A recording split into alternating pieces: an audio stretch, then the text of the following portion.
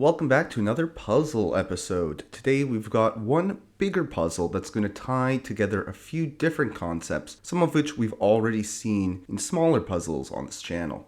This one's also based off of a real situation that happened to me in a game. If at any point you want a refresher on what some of the abilities are for the characters in these videos, check out the link in the description. I've put these lists in a list builder so that you can see all the cards in one place. Here we have Plo activating, and he's on the verge of death. Django is hanging out near the same objective, but not at the correct level. We also have a handmaiden nearby who's not contesting anything. The Republic currently controls Plo's objective, but we want to flip the objective where Dooku is. There's also a B2 on that objective, but it's currently wounded. We're near the end of our deck, and we only have one force left for the Republic activation. What's the best way that we can take this objective?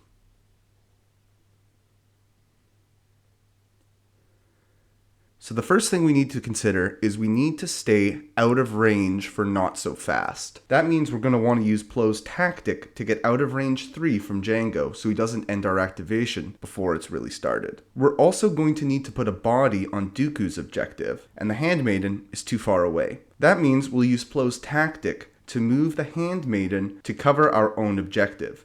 She won't be on the correct level, but she'll be tied 1-1 with Django if we leave, and that'll be enough to keep it under our control. Since the handmaiden is a trooper, Plo is going to get to do a dash of his own, and we'll use that to get outside range 3 of Django. So now we've avoided not so fast. With the first action, we're going to move into melee with Dooku. Now here's the thing. Dooku is really good in melee defense, and they've got lots of force, so he could turn off quite a few of our hits. We don't have the force to pay for force push to get rid of him. So what we're going to do is we're actually going to attack this wounded B2. B2s are not great in melee defense, which will give us a pretty decent chance of getting 4 down our tree to get force push for free. If we do, we can use that to knock Dooku far away.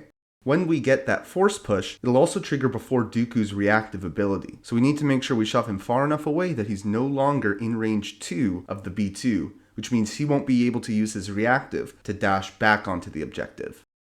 So, did you come up with the same solution, or did you figure something else out? Let me know, and see you next time.